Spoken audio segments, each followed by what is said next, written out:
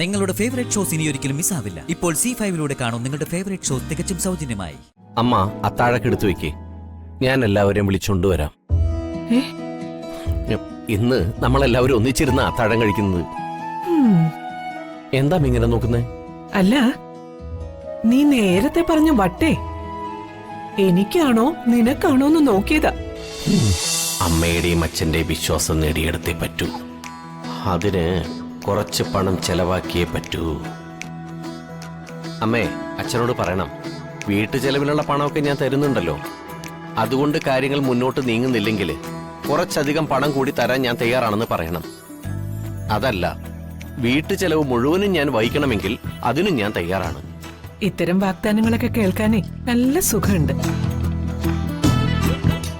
പക്ഷേ നീ അത്ര വലിയ ഔദാര്യമൊന്നും ചെയ്യണ്ട. ഇപ്പൊ പോന്നതുപോലേക്ക് അങ്ങ് പൊയ്ക്കോളൂ.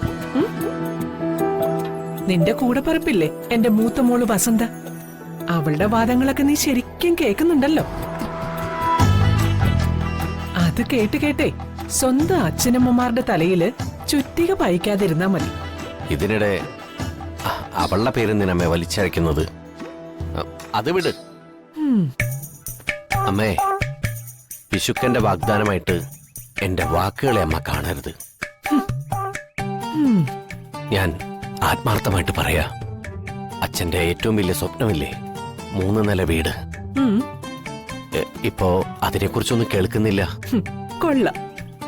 അതിനെക്കുറിച്ച് ഞാൻ പറഞ്ഞപ്പോഴാണല്ലോ ഇവിടെ ഭൂകമ്പം ഉണ്ടായതേ. സമ്മതിക്കുന്നു. അതുകൊണ്ടാണല്ലോ ഞാൻ അമ്മയോട് മാപ്പ് പറഞ്ഞ് പുതിയൊരു മനുഷ്യനായിട്ട് വന്നിരിക്കുന്നത്. സ്വപ്ന വീടിന്റെ തുടക്കം കുറിക്കാൻ ഞാനൊരു നല്ല തുക തന്നേക്കാമെന്ന് അമ്മ അച്ഛനോടൊന്ന് പറയണം. സന്തോഷം, നീ അങ്ങനെയൊന്ന് പറഞ്ഞു കേട്ടല്ലോ. പക്ഷെ തൽക്കാലം അച്ഛനെ ആ കാര്യത്തിന് ആരുടെയും ക്യാഷ് വാങ്ങാൻ പോകുന്നില്ല. ഓക്കെ. ഒരുപക്ഷെ അച്ഛന്റെ തീരുമാനത്തിന് മാറ്റം വന്നാൽ അതെന്നെ അറിയിക്കുന്നത് ഒരു കുറച്ചിലായിട്ട് കാണരുതെന്ന് അച്ഛനോട് പറയണം.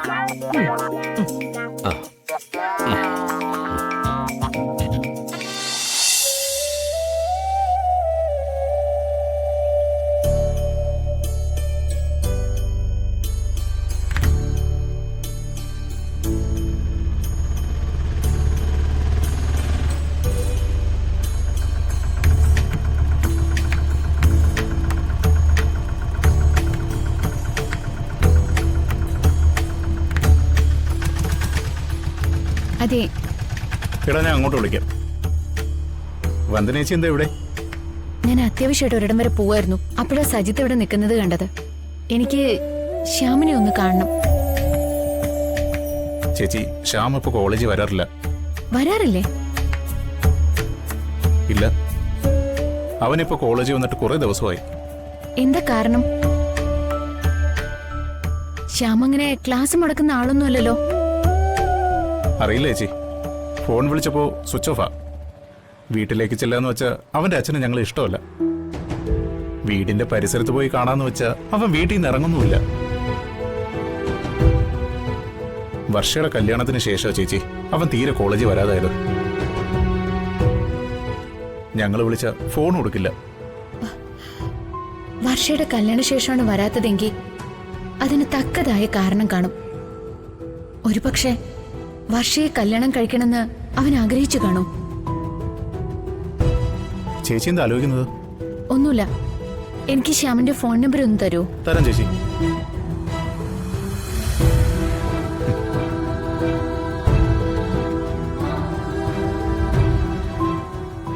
അഥവാ ശ്യാം വരുന്നെങ്കിൽ ഞാൻ അവനെ തിരക്കിയിരുന്നു എന്നൊന്ന് പറയണം. എനിക്ക് ശ്യാമിനെ അത്യാവശ്യമായിട്ട് കാണേണ്ട ആവശ്യമുണ്ടായിരുന്നു. അവനെ കണ്ട ചേച്ചി തിരക്കി വന്നിരുന്നു എന്ന് പറയാം.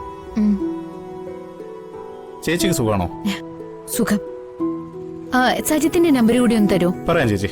82958258 ആണേ 81. ഇനി ഞാൻ ശ്യാമിനെ വിളിച്ചിട്ട് കിട്ടിയില്ലെങ്കിൽ സജിത്തിനെ വിളിക്കും. ശ്യാമിന്റെ വീടൊന്ന് പറഞ്ഞു തരണം. ശരി ചേച്ചി. ചേച്ചി, വർഷയ്ക്ക് സുഖാണോ? സുഖ. എന്നാ ഞാൻ പോട്ടെ.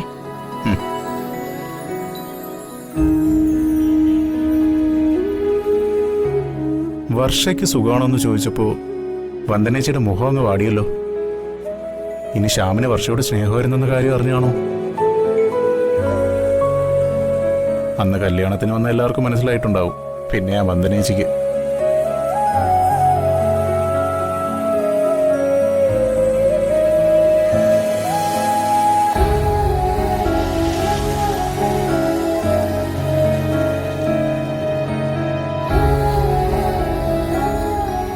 വിനു, വിനു,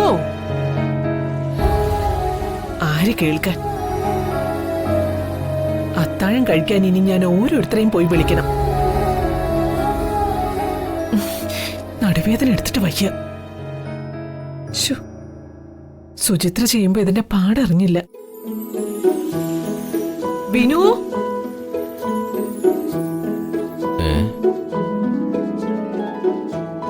എന്തമ്മേ ഒറ്റയ്ക്കൊരു പിറുപിറുക്കലും സംസാരമൊക്കെ അമ്മയ്ക്കും വട്ടായോ?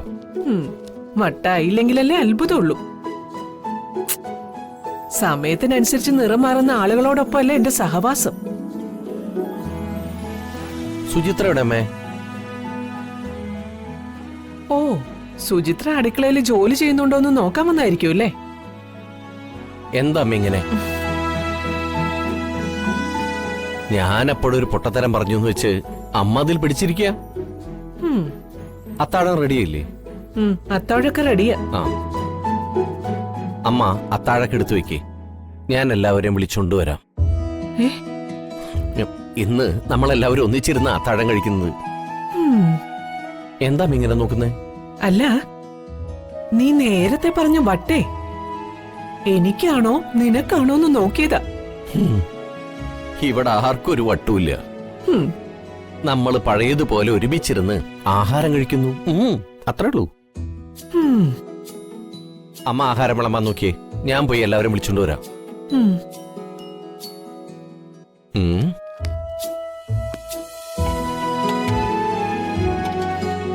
ആ അതെ, നാളെ ഞാൻ ഓഫീസിൽ നിന്ന് വരുമ്പോ നല്ല കരിമീൻ വാങ്ങിച്ചിട്ട് വരാം. അമ്മ പണ്ട് വയ്ക്കുന്ന പോലെ കുരുമുളക് ഉപ്പും ചേർത്ത് പൊരിച്ചെടുത്താ മതി. അച്ഛനും കരിമീൻ ഇഷ്ടമാണല്ലോ. അമ്മേ, ഇങ്ങനെ നോക്കി നിൽക്കാതെ എല്ലായിടത്തും ഡൈനിങ് ടേബിളിൽ കൊണ്ടുപോയിക്ക്. ഇന്നെന്തോ വല്ലാത്തൊരു വിശപ്പ്. പെട്ടെന്നാവട്ടെ. ഞാൻ പോയി എല്ലാവരും വിളിച്ചോണ്ട് വരാം. ആ, മീൻകറിയല്ലേ?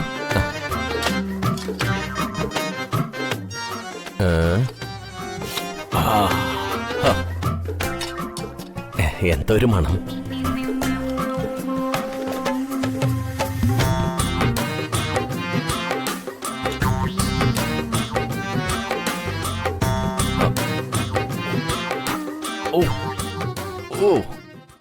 ഡൗൺലോഡ് ചെയ്യൂ C5 ആപ്പ്. കാണൂ എല്ലാ എപ്പിസോഡുകളും സൗജന്യമായി.